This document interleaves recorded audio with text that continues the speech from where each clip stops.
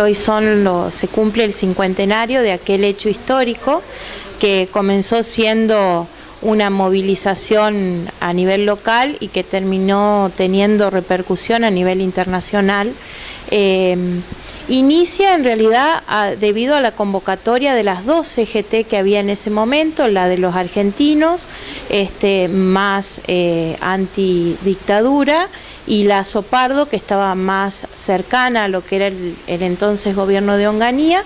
Convocan un paro para el día 30, para el día viernes 30 de mayo, y en el caso de Córdoba adelanta ese paro para el día 29, ¿no? De Agustín Tosco, que es uno de los que encabeza la movilización, representante del sindicato Luz y Fuerza, pide que no sea un paro matero, como lo llamaba él, es decir, un paro en la fábrica, sino un paro con movilización. Y a ese paro se unen todos los sindicatos, los de ESMATA, UTA, los de los empleados públicos, es decir, termina el sector estudiantil. Esa revuelta que empieza siendo un movimiento obrero y estudiantil termina siendo una movilización popular en Córdoba. ¿Qué consecuencias tuvo este cordobazo? En realidad, el paro que estaba convocado para el día 30, lo que buscaba era terminar con el régimen dictatorial implementado por el gobierno de Onganía, ¿no? Si bien no existía un terrorismo de Estado como el que vamos a ver en el golpe del 76, ya empezaban a ver los primeros desaparecidos, se había producido una fuga importante de cerebro, ya que los principales científicos del país se iban debido a la gran represión que ejercía el gobierno militar. En el caso de los estudiantes, 3 años antes del cordobazo, en una movilización, un estudiante de ingeniería había perdido su vida en Córdoba, que a su vez era empleado metalúrgico. 3 días antes del cordobazo, en Corrientes, el estudiante Cabrera pierde la vida también en una movilización estudiantil, reclamando el derecho, el aumento al comedor universitario, a la cuota del comedor universitario. Es decir, la situación social que se vivía en el entonces gobierno de la Revolución Argentina era con todos los tintes de una dictadura que empezaba a dar los primeros pasos en lo que era el terrorismo de Estado.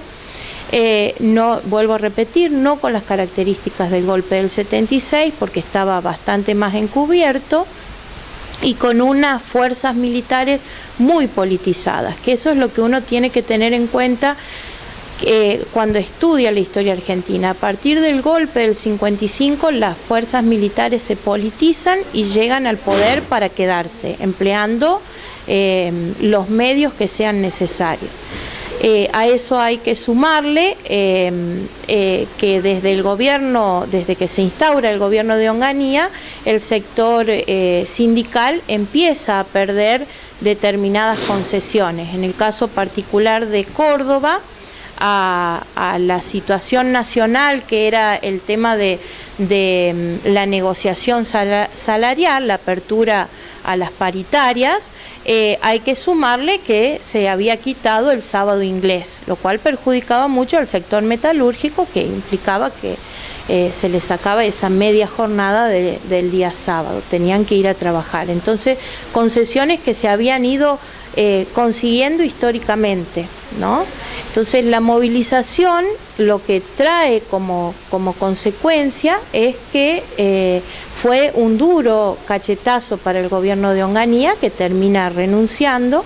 Si bien los militares no van a terminar en el año 69, después continúa la NUCE, y ya cuando se produce el famoso viborazo, que son los coletazos de este cordobazo, presionan el gobierno del entonces general Lanusse para que reabra las elecciones partidarias. Hoy, analizando este contexto de que nos contás del cordobazo, ¿hay posibilidades en la actualidad de que vuelva a pasar algo así, de que un grupo o una movilización tenga estas mismas características? Lo que pasa es que las condiciones sociohistóricas del 69 no son las mismas que las de hoy y el sistema sindical tampoco es el mismo. Si había algo que caracterizaba a los sindicatos, sobre todo a los de Córdoba, es que a partir de la llegada, a partir de la década del 30, de la llegada de las principales industrias automotrices a la ciudad de Córdoba, junto con el crecimiento económico, implicó un importante crecimiento gremial, donde el gremio cordobés tenía autonomía y mucha fuerza. Algo que quizás en la actualidad no tengamos. Muchos de los sindicatos están afiliados a CGT, por lo tanto pertenecen al ámbito nacional, y las condiciones sociohistóricas, te repito, no son las mismas.